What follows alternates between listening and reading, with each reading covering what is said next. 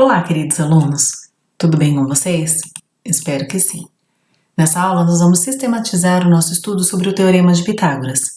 Vocês não irão apenas assistir a aula, vocês irão fazer uma atividade no decorrer da aula.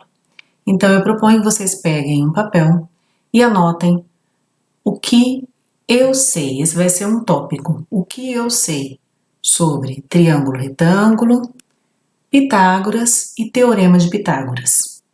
Ok? Então, anota, pausa o vídeo, faça suas anotações, volta a assistir o vídeo. E vocês, no final do vídeo, irão escrever o que eu aprendi sobre o Teorema de Pitágoras, triângulo retângulo e Pitágoras, ok? Pode colocar em tópicos. Eu não me lembro de muitas coisas. Não há problema, você vai colocar o que você sabe nesse momento, no início aí do vídeo, ok? Vamos lá, Teorema de Pitágoras. Mas quem foi Pitágoras, né? Pitágoras, ele foi um dos grandes filósofos e matemáticos da Grécia Antiga. Segundo ele, tudo é número. A ele foi atribuído o uso e criação dos termos filósofo e matemática. Pitágoras nasceu na ilha grega de Samos em 570 a.C. Estudou matemática, astronomia, música, literatura e filosofia. Só. Suas ideias revolucionárias para a época o levaram a ser perseguido. Nesse momento, mudou-se para Crotona, sul da Itália, uma região conhecida como Magna Grécia. Foi ali que fundou a escola pitagórica, muito famosa escola pitagórica. Entretanto, foi perseguido novamente e partiu para o Egito. Lá no Egito, ao observar as pirâmides, ele criou o Teorema de Pitágoras e faleceu com aproximadamente 80 anos. Algumas frases curiosas aí de Pitágoras. A minha predileta é que ele dizia que a matemática é o alfabeto com o qual Deus escreveu o universo. Mas a pergunta que não quer calar. Por que estudar o Teorema de Pitágoras? Para quê? Para que serve? O que tem? Qual é a utilidade? Onde eu vou usar, né? Em que situação aparece aí um cálculo que eu necessite saber o Teorema de Pitágoras? Nós vamos perceber que o Teorema de Pitágoras ele é utilizado apenas com triângulos retângulos, né? Nós vamos lembrar o que é o triângulo retângulo, que é aquele em que um dos ângulos é reto, apenas um ângulo ali é reto, então por isso ele é chamado de retângulo. Como assim ângulo reto? É o ângulo de 90 graus. Então, se nós temos um triângulo em que um ângulo tem 90 graus, aquele triângulo é um triângulo retângulo, certo? O teorema só vale, nós vamos falar ainda sobre o teorema, para os triângulos retângulos, ok? Bom, então para quê? Né? Nós vimos lá para quê? Por quê? Uma simples razão. Conhecendo duas medidas de um triângulo retângulo, usando o teorema, torna-se fácil achar a medida do lado que falta. E nós percebemos que na própria natureza, em própria situação aí do dia a dia, a gente pode perceber que eu tenho uma árvore que forma com o chão um ângulo reto e aqui uma escada encostada, tá? Formando aqui o que? Um triângulo retângulo. Se eu souber a altura da árvore e essa distância, eu consigo saber a medida da escada, sem ir lá e medir, certo? Só utilizando o cálculo aí do Teorema de Pitágoras. Então, qual é a razão de saber? Porque se eu tenho duas medidas, né, dos lados de um triângulo retângulo, nós conseguimos descobrir a terceira medida, ok? O que diz o Teorema de Pitágoras? É uma expressão matemática que relaciona os lados de um triângulo retângulo conhecidos como hipotenusa e catetos. Então vamos ver como é essa questão aí desses nomes, né? Hipotenusa, cateto, né? Então, para que o triângulo seja considerado retângulo, nós já falamos aqui que um dos seus ângulos deve ter a medida de 90 graus, certo?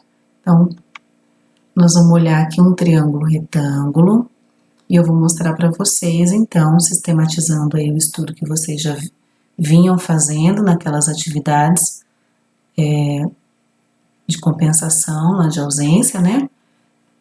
Nós vamos só sistematizar para que vocês retomem e possam prosseguir aí os estudos. Esse triângulo retângulo, tá? Esse ângulozinho aqui, mede 90 graus. Como nós colocamos nomes a esses lados de um triângulo retângulo, né?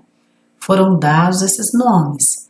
Eu olho e percebo sempre uma coisa, ó. De frente com o ângulo reto, eu tenho o lado de maior medida do triângulo retângulo, ó, bem de frente com o ângulo reto. Esse lado aqui do triângulo chama-se hipotenusa, certo? É o lado de maior medida aqui, ó. Mas você vai guardar aí na cachola de que forma é o que fica de frente com o ângulo reto. Cateto, tem dois catetos. Fica fácil. São os lados que se encontram aqui formando o ângulo reto.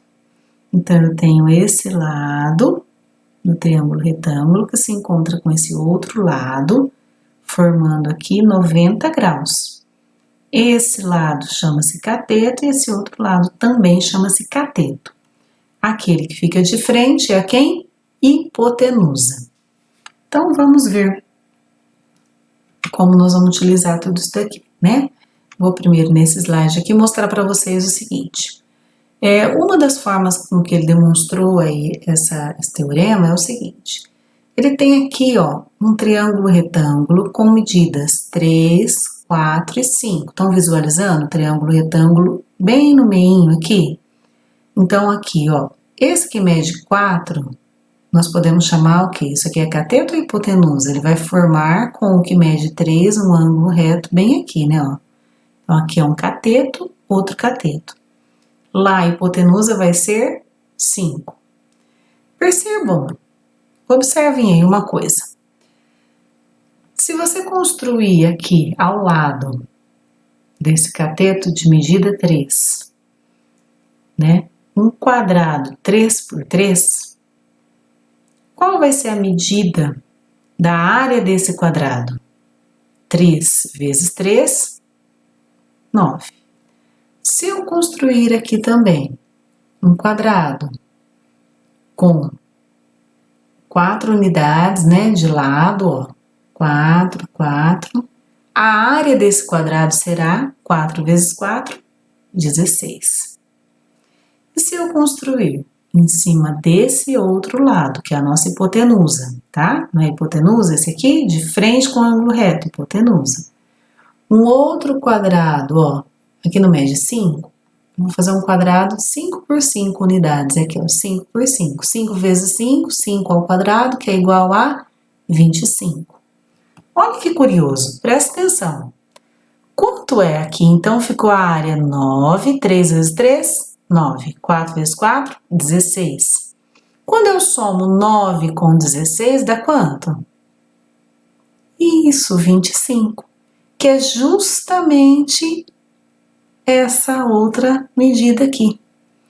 Então, o que o Pitágoras percebeu, e o que vira teorema, o que vira ali como uma norma, uma regra que pode ser usada, que vale para todo o triângulo retângulo. Não vale só para esse, que é o 3, 4, 5, só. Não, vale para todo o triângulo retângulo. O quê? Isso aqui que ele observou. Que medida é essa aqui, ó? Hipotenusa. Se você elevar o valor da medida da hipotenusa ao quadrado, vai ser igual à medida, olha só, desse cateto aqui ao quadrado, mais a medida desse outro cateto ao quadrado. É verdade ou não? Ó, 5 ao quadrado, 25. 5 vezes 5, 25. Que é igual a 4 vezes 4 mais 3 vezes 3. Ou seja, que é igual a 4 ao quadrado mais 3 ao quadrado. 25 é igual a 16 mais 9? Exatamente. Certo? E isso vale para todo triângulo retângulo. Então, segundo Pitágoras, na formulazinha ele colocou assim, ó, não guardem, por favor, essa questão de ABC aqui, tá? Aqui, não pode esquecer que aqui tá escrito, ó, A é hipotenusa, B é um cateto, C é outro cateto do triângulo que tá desenhado lá. Então, não pode esquecer o seguinte, ó, voltando aqui, desculpa que eu passei um pouquinho ali. O A é um nome que deu ali uma letrinha usando ali o valor para hipotenusa. O B, um dos catetos. O C, o outro cateto. Então, ficou hipotenusa ao quadrado é igual a um dos catetos ao quadrado, a medida do cateto ao quadrado, mais a medida de outro cateto. Então, pode ser, né, dita aí como medida da hipotenusa ao quadrado é igual à soma dos quadrados das medidas dos catetos. Ok? Então, esse é o teorema de Pitágoras. Aí, para a gente descontrair um pouquinho, essa chargezinha aí. O garoto chega, né, com uma prova de matemática e entregou para a mãe. Presta atenção, moçada. Falou o seguinte: mãe, sabia que Pitágoras, além de filósofo, foi um grande matemático? Olha a cara de danado do menino. E olha a cara da mãe desconfiada. Sei. Não foi à toa que ele disse: todas as coisas são números. A mãe: não diga. Pois é, seguindo esse raciocínio, a letra X em algarismo romano é 10. A mãe, já muito brava, disse: depende. Numa prova de latim, até pode ser, mas nessa sua prova de matemática, um monte de X significa 0. Ele errou tudo ali, né? Mas, moçada, essa charge aqui é só para mostrar a frase que Pitágoras disse, não tem nada a ver com o nosso tipo de avaliação, porque a história de valer 0, né, não tem nada a ver com a avaliação nossa ali.